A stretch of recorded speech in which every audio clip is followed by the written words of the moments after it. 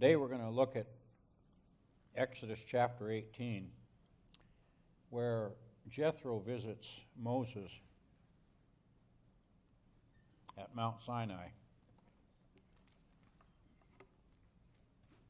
And I want to preface this by saying I've been involved, take a look at your introduction there,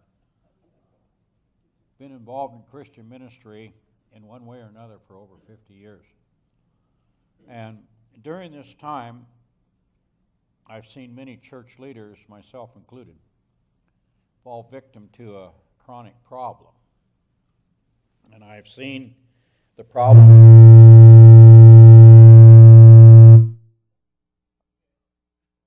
good?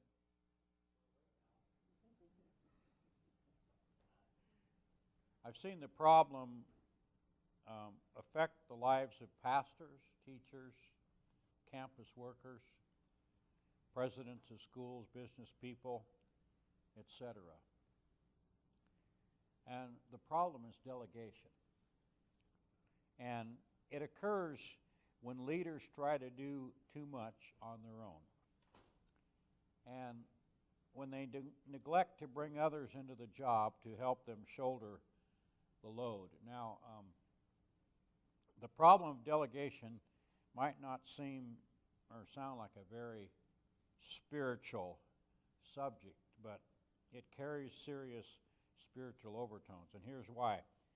When you're overworked, drained, and exhausted because you've not delegated your workload as you should have, irritation sets in. And following close on the heels of irritation comes confusion, loss of vision, burnout, and tragically, sometimes even loss of family.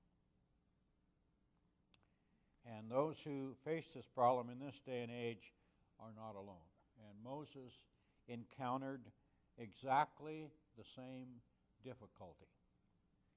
Today in our lesson, we're going to see what was done about it. And a close look at the 18th chapter here of Exodus can benefit all of us, regardless of our job or profession. It doesn't just pertain to the occupations that I listed.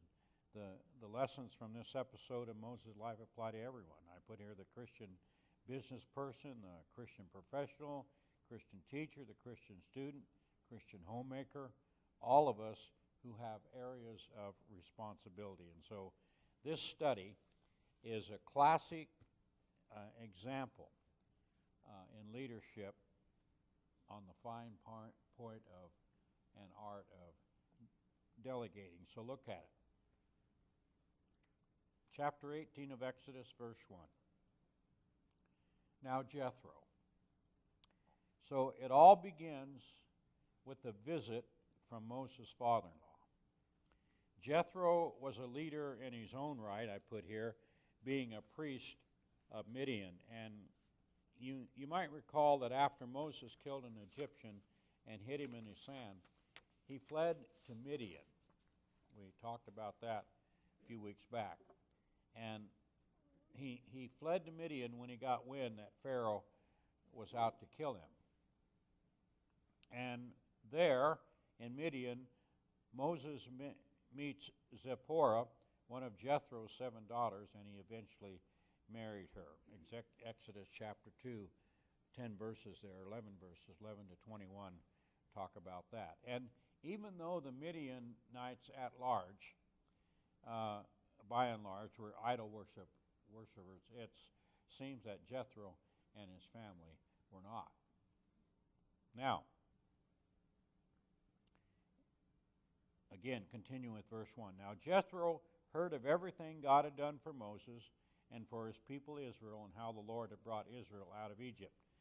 The news of Israel's experiences was traveling far and wide.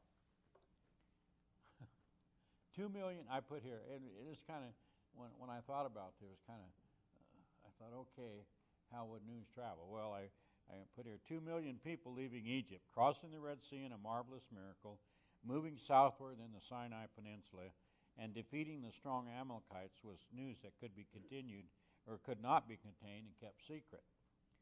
So in addition to hearing the news from travelers, Jethro could even have learned of the arrival of Moses at Mount Horeb or Mount Sinai from his own shepherds, Jethro's shepherds. Like Moses in previous years, those shepherds might have had Jethro's flocks in the area when Israel came to that area. As you recall, when we talked about the Amalekites here last week, the fact was that the Amalekites were in that area, and that was some prime pasture land, and so there were probably different peoples in that particular area, and Jethro's shepherds may very well have been part of that contingent that was there. Now, verse 2, after Moses had sent away his wife Zipporah, his father-in-law Jethro received her and her 2 sons. So I put here, it's my feeling that once Moses received word that God was going to judge Pharaoh and the people with a mighty hand, Moses sent his wife to ensure safety. I think he sent his wife and sons back to Midian to live with Jethro, and Jethro gladly received his daughter and his 2 grandsons. Now, notice the place of meeting in verse 5. Jethro, Moses' father-in-law, together with Moses' sons and wife, came to him in the desert. Now, it says desert where he was camped near the mountain of God.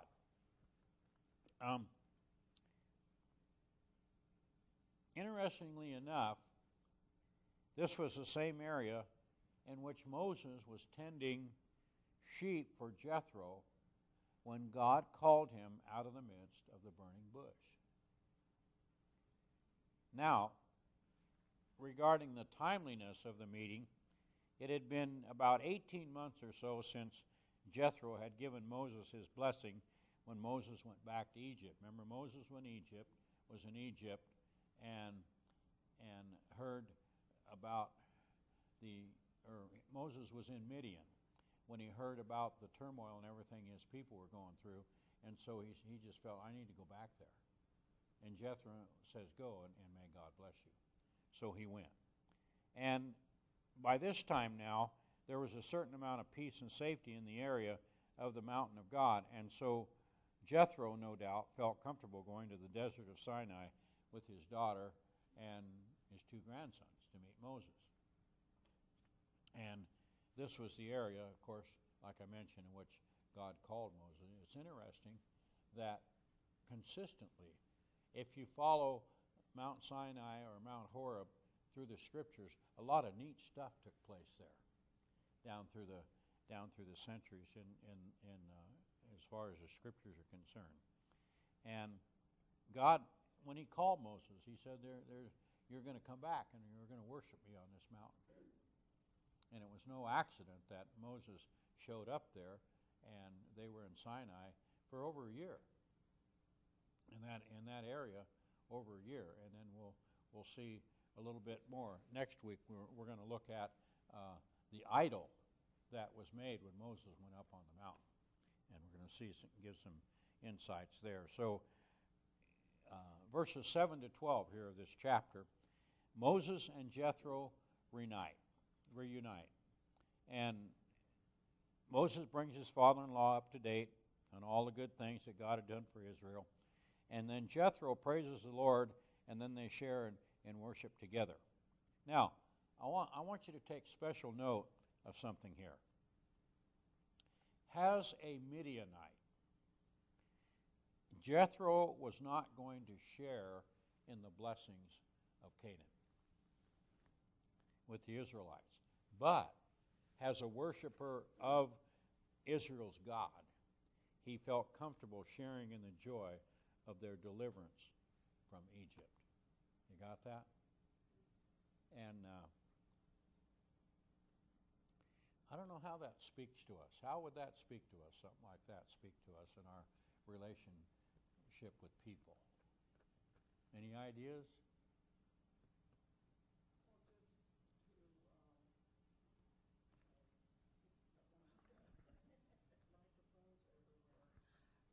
Just to be, I kind of lost my train of thought there. Willing to jump in and help somebody with no thought of recompense to yourself. You bet.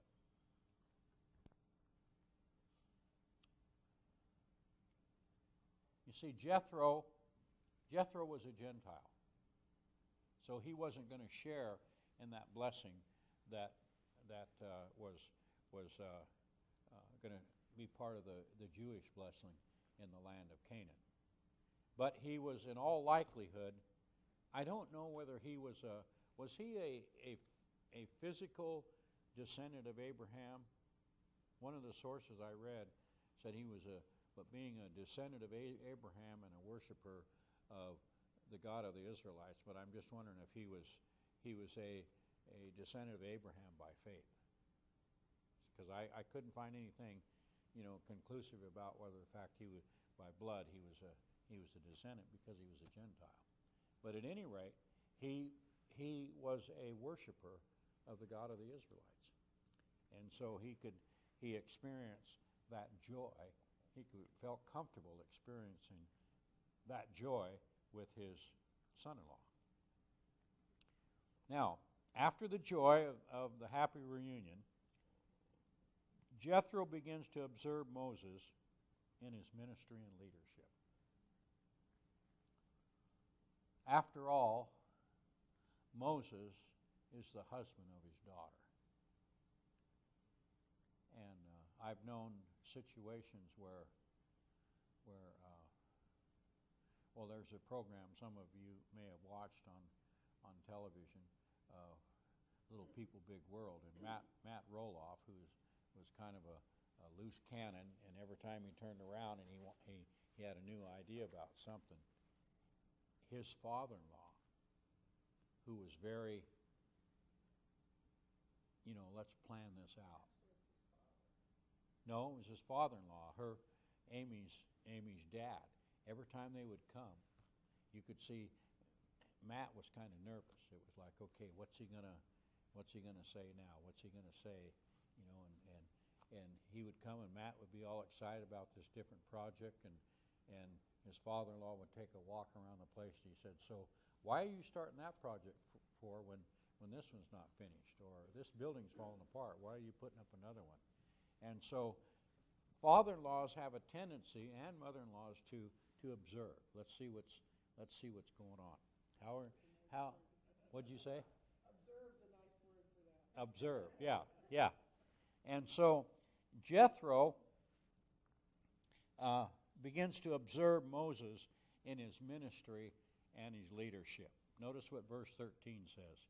The next day, Moses took his seat to serve as judge for the people, and they stood around him from morning till evening.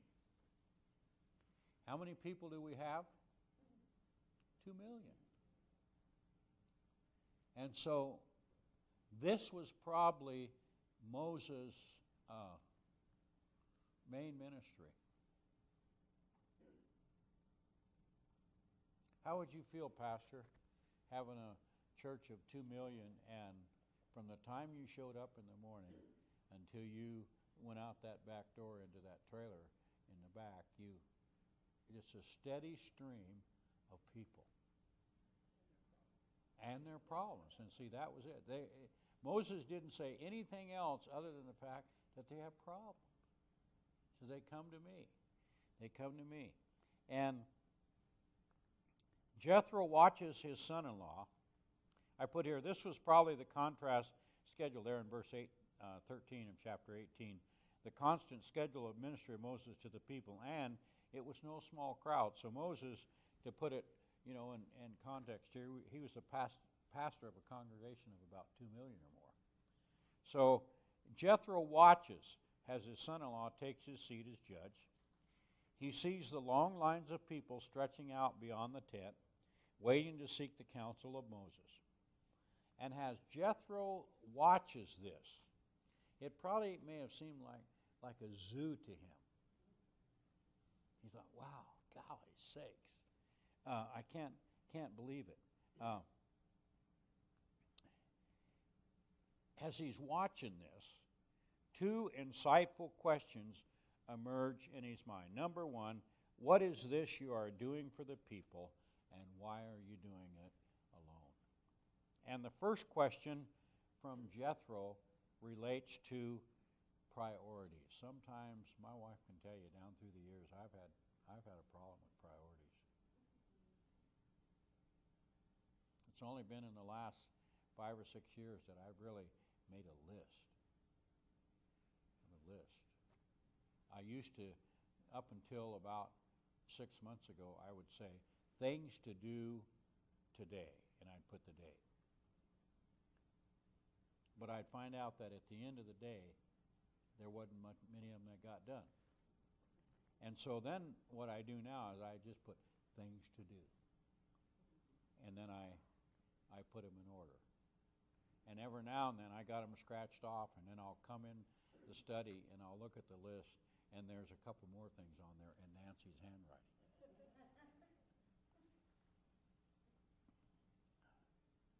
Or her mother will say, Tom, and I know that when she kind of says that, it's kind of that has that, I know it there. Tom, will you? Which is fine. It's good to know those things. Now, in other words, what are you doing with your time? And he says, I see these people lined up waiting for you from morning until evening. Is this the best use of your time, talents, and gifts? And then Jethro's second question relates to personnel. Moses, why are you carrying the load alone? I remember one of the first youth camps of any size that I directed. I did just that. I directed it all. I lined up people to teach, but I didn't have anybody to take care of discipline. I didn't have anybody to take care of making sure everybody was in their room at such and such a time, and didn't take care of when the cook should get up and do this or do that. And so it was an absolute miracle that the camp went off pretty much without a hitch. And I thought, never again am I going to put myself in that position like that. And so I learned from that. So Moses says, or Jethro says, why are you carrying the load alone? Now, verses 15 and 16. To Moses' credit, he gives his father-in-law an honest, straightforward answer. Notice what he says. Moses answered him, here's what I'm doing. Because the people come to me to seek God's will. Whenever they have a dispute, it's brought to me. And I decide between the parties and inform them of God's decrees and laws. So, in essence, he simply says this, look, I got a big job. It's as simple as that. I'm called of God to serve as the judge over all these people. They have a series of complaints, and I'm the complaint department. They come to my tent. They have to wait until I get to them one by one. It's an enormous job, Jethro. You need to understand that.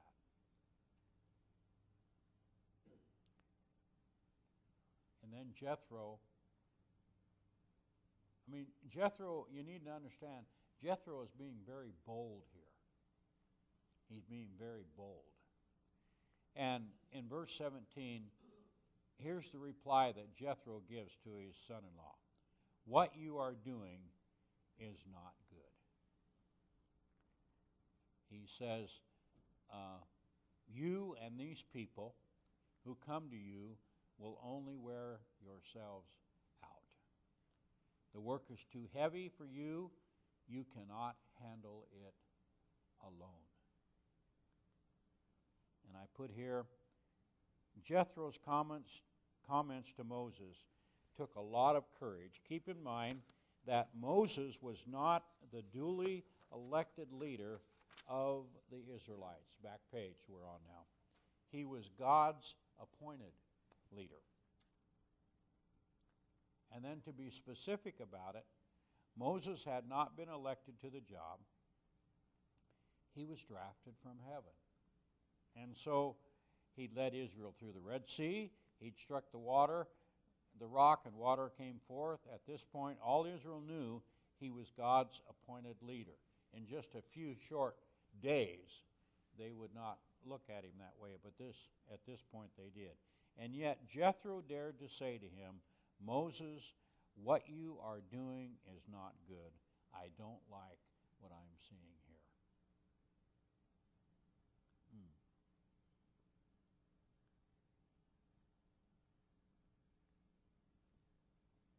Every leader from time to time needs to have a Jethro in their lives. Agree? I need a Jethro. I need somebody who will come alongside me and say, this is not good. This is not good. What you are doing is not good. And my son Douglas, by his own admission, he wishes he'd have been more transparent with people in telling them about all the stuff he had on his plate. Because he says, I'm confident that if I would have, someone would have come along and said, what you are doing is not good. See? And so my son learned from that. And he had to wipe the slate clean with a lot of the stuff that he was doing. And now he's saying, okay, he's doing following the advice of the Jethros in his life. And when he sliced it all, and I said, and he said, so Dad, I'm going to come to you from time to time and let you know what I'd like to do, and I'd appreciate it if you give me good counsel on whether I should do it or not. See? And so, because a lot of the stuff that he gave up, he really loved. And so, including, having to, he says, I cannot go down to the Redway Church and not be involved. He says, I says, in what way? He says, if the AV stuff squawks, he said, I want to jump up and go and fix it. When he came, he'd been back here 2 or 3 times, and each time there's been a little bit of a glitch. And as soon as it took place, Jenny said she had to reach over and pinch Doug's leg. Because right away she said, I could see, I could fix it. But we need to know. I thank God down through the years for the Jethros in my life. I appreciate them. Now, let me take a moment here to zero in on the term, wear yourselves out. And I want you to notice that when Jethro tells Moses about this wearing yourselves out, does he include anybody else other than Moses? Who's he include, Carol? The rest of the Israelites with him. Rest of the Israelites. The people who are coming to him. Do you ever stand in line waiting to talk to somebody? And if you had a real problem, can you imagine if in line you are the 600th person down the road, down the line, and you know that Moses is not going to get you today. And so you become weary, you become weary, you become weary. And so this term, wear yourselves out, it's the translation from a Hebrew term that means to be withered with exhaustion, or to sink or drop down, languish, wither, and fall. And I think those terms are vivid enough to show us just what Jethro meant here. The load is the load is just too heavy. It's too heavy. Now, I made this observation, verse 19. Listen now to me, Jethro says, and I will give you some advice, and may God be with you. And the thrust there is Jethro is saying, I want to give you some advice, and I feel that God is going to be with you in this advice. In other words, I feel this advice is from the Lord.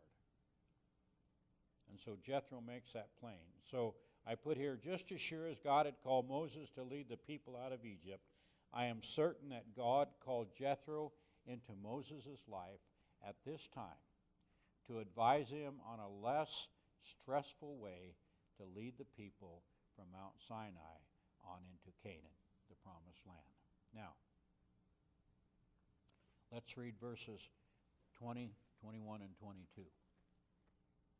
He says, first of all, you must be the people's representative before God and bring their disputes to God.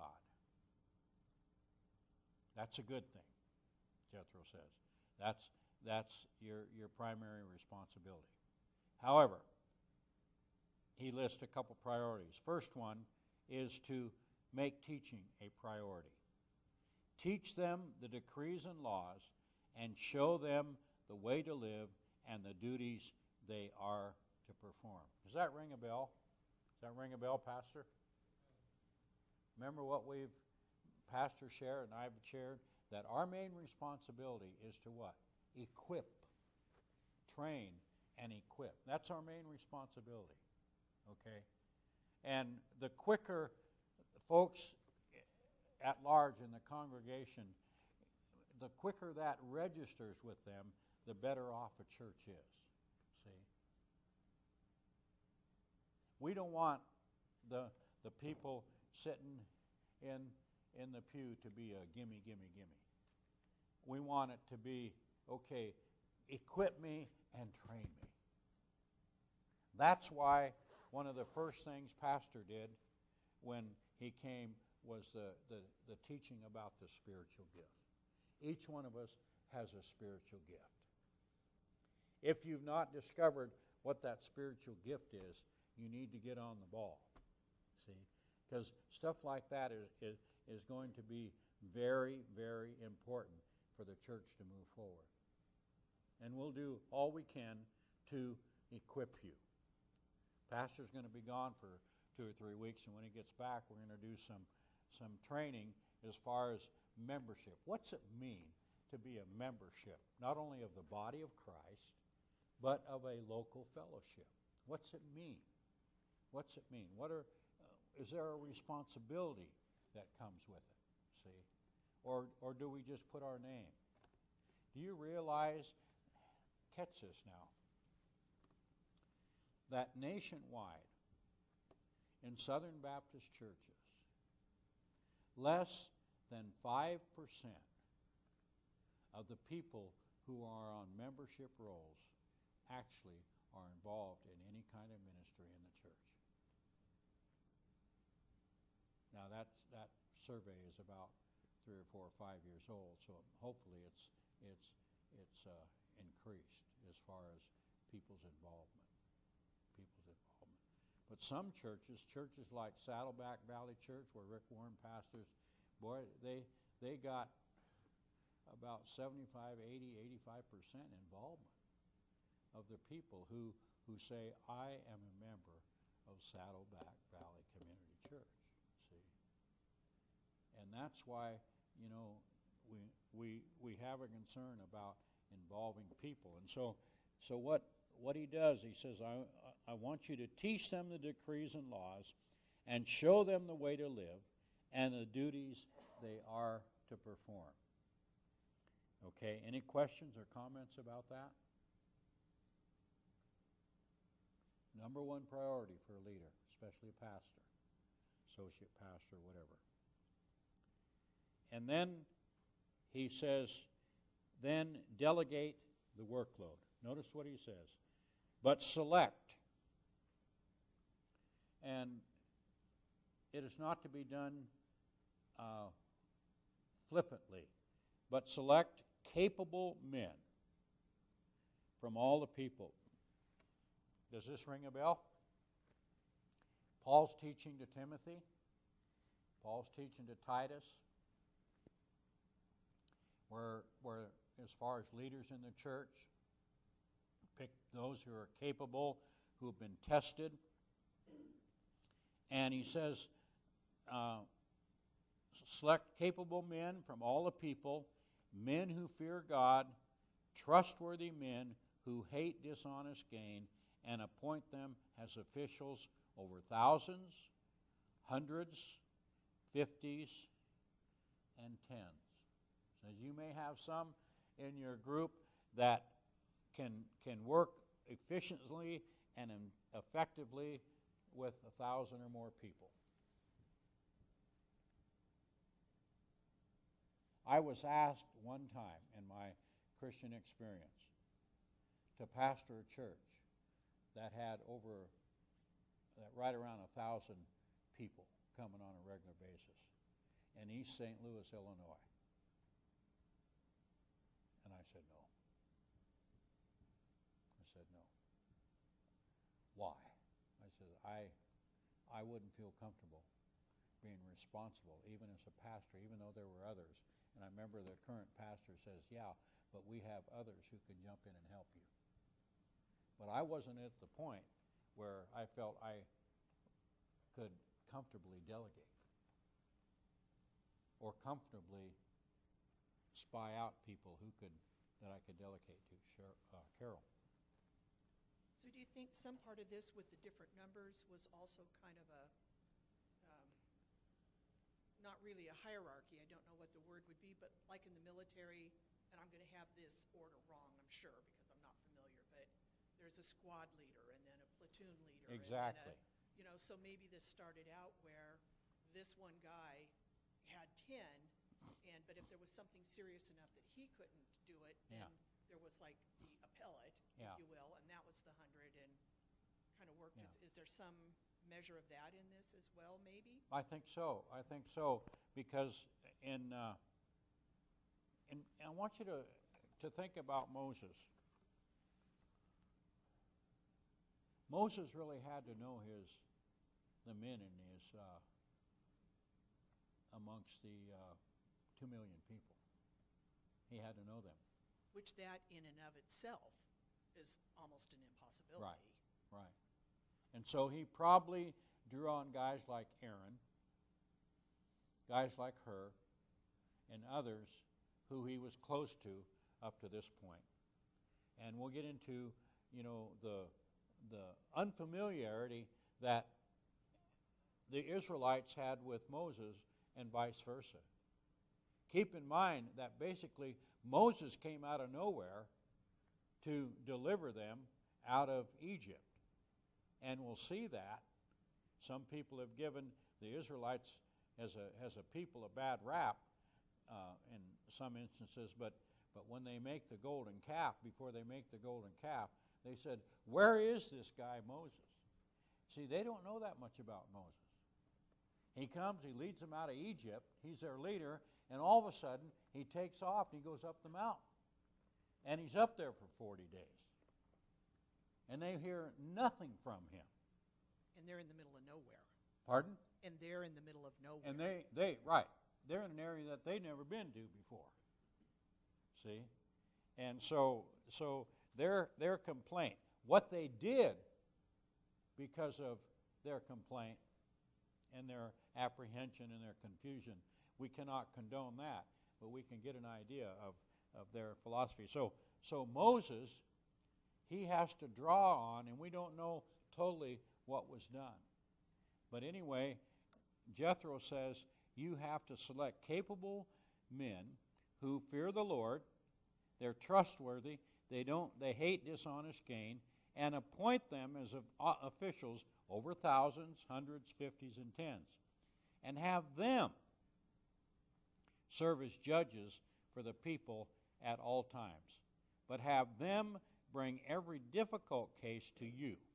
The simple cases they can decide themselves. I got involved with the Blue Slide Camp Ministry on a pretty much full-time basis, being up there all week here, that's been 10 years ago, I guess. And I watched Doug, especially during the orientation time. And he'd say, okay, so-and-so, this couple over here, this last 2 or 3 years, it's been Mike and Julie Robinson. He says, they are in charge of camp discipline. And he says, you counselors, if you have somebody in your cabin or you see some person that needs discipline, don't come to me. Go to Mike and Julie.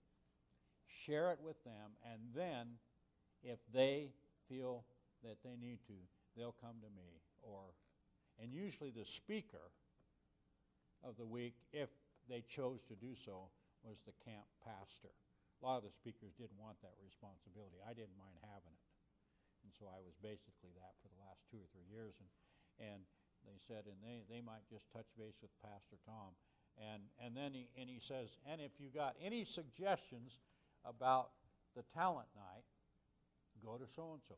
Don't come to me. See? If you have any problems about questions about registration, don't come to me. Go to this person, see? And so basically that's what Jethro is saying. The complicated stuff, let Moses deal with. That will make your load lighter because they will share it with you. And the key word there is share. The church ministry is a sharing ministry. Say that with me. It's a sharing ministry. And we share with one another constantly. That's the teaching of Scripture. Working together. And when you get an opportunity, read some of the stuff in the book of Nehemiah about the building of the wall. And when they got together to build the wall, you'll find the phrase, and next to him, and next to him, and next to him, and next to him. So all the way around the wall, these people are just joined together, and a Bible teacher who has a great wit and some great teaching wrote a book several years ago called Hand Me Another Brick. And you get the feeling of these guys, okay, hand me another brick. So they're handing one another brick, and they're putting it in and all the way around. See? And so they hand them a brick, goes all the way around, and this person puts it in, this person puts it in. Okay, I'm fine. I've gone up two rows, so wait, everybody goes up a couple rows. And that wall was completed in month and a half. Amazing when people work together. And it's amazing. Are you getting this? I get excited when I see what God, the possibilities that God can do when we share, when we work together. It'll make your load lighter because they will share it with you. If you do this, and God so commands, in other words, if you do this and feel comfortable that God wants you to do this, you will be able to stand the strain, and all these people will go home satisfied. I love that. I love that. And so instead of, and you probably didn't have the 2 million people. I don't want to leave you with the impression that those 2 million people were coming every day. There were a certain percentage, probably a great percentage of those who did, yeah. Even 2 people can wear you down. Oh, yeah. Even 2 people can wear you out. Yeah. Yeah. I remember when I went to work for Lance Anderson at the car lot. He's got this small car lot, and he hires me and pays me pretty decent money. And I remember asking him, Lance, you have a car lot, about 30, 35 cars. Why am I here? He says, so you can sell a car when I'm pastoring. Because he was always having people come by. And he says, no sooner would I get involved in a car deal than Susie Q or Henry John comes from the church and has a problem. And I observed this. And so I told Lance one day there was this one person who came back every week. And I said, Lance, here's what you need to do. He talked about this a couple of weeks ago and said that was excellent counsel I gave him that time. But I said, what you need to do, you need to give this person some counsel and write it down. Write the verses down. And then when she comes by next week, say, okay, what have you done with what I told you to do last week? And he says, if she says, not a whole lot, then you send her away and said, well, you go and come back when you've done that. Lance says, you know how hard that's going to be for me. I said, I know it would be. Then he looked at me and he says, so do you follow that advice? I said, no. I struggle with it too, see, because we want to, as pastors, and we want to have compassion and help people. You know, sometimes I look at things mechanically, and because my dad was a mechanic, and you know, people need a jump start.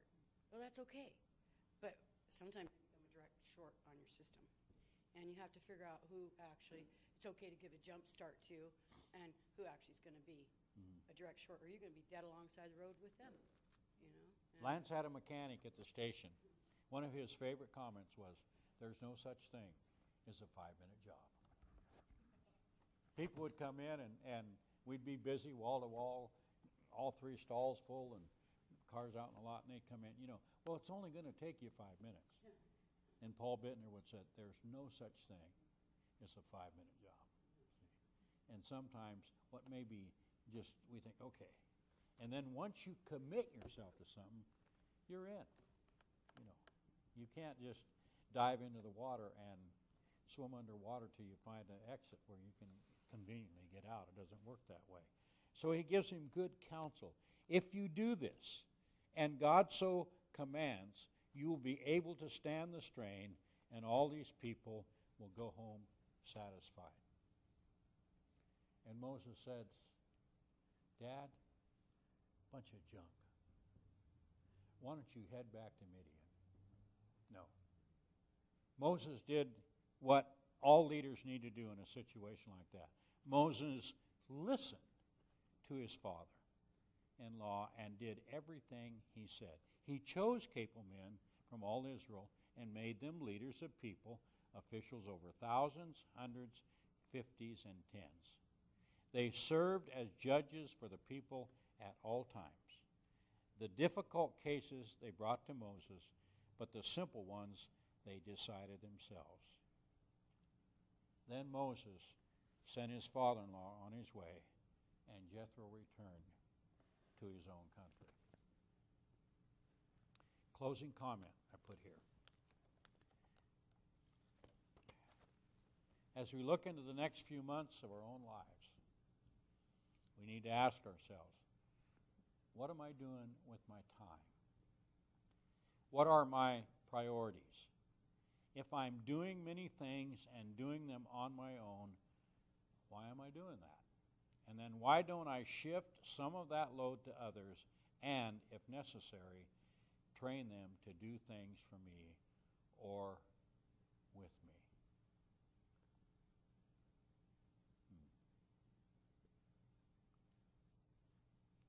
I thank God, I know Pastor does as well, for the people in this church who have certain responsibilities. And you can trust them. They're capable of doing those things. The trustees, people who run the stuff back here, people who take care of the kitchen stuff, people who do the secretarial work, and the thoroughness with which it gets done. It's amazing. And what I appreciate is, and I've sat in on some of the trustees' meetings, and when we were faced with something and someone said, okay, I'll take care of that. Will you help me take care of that? I'll take care of that. You know what that does to somebody like me and somebody like the pastor? What it does right away, it takes a strain off of us. Any questions or comments? I just wanted to read the passage here from 1 Peter where it says, "To the elders among you I appeal as a fellow elder," and this elder is the Greek word presbyteros, which indicates old and wise. Mm-hmm. A witness of Christ's sufferings and one who also will share in the glory to be revealed. Be shepherds of God's flock that is under your care, serving as overseers, Mm-hmm. not doers, Right. but overseers. You bet. Just But be ready to do. right. Be ready to do. Mm. Just thought that was interesting. And so it's so important that we, again, I think the key word, if there's any word that I could leave with you this morning, it would be the word share. We have shared ministry, and when that's done, it's awesome to see. I've seen it done in different fellowships down through the years. I'm seeing it done here, and it's a blessing.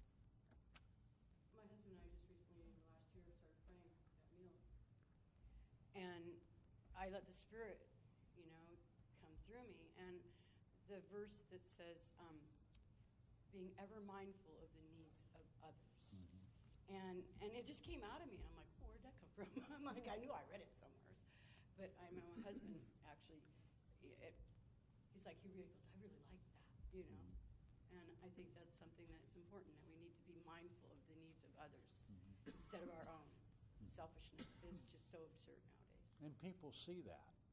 People see that. And when people have a need, especially when it comes like the fellow here not all that long ago who came and was talking to somebody and said, well, if you want to know about Jesus and how you can go to heaven, you need to go to the Baptist Church in Redway and ask for the pastor. See? And so word gets around. So let's be thankful. Let's be thankful for the ministry that we have, and I'm praying that each one of us will reach in our minds is okay. And of course, the supreme thing about sharing is sharing the gospel with others. Don't forget that. Thank you, Lord, for guys like Jethro.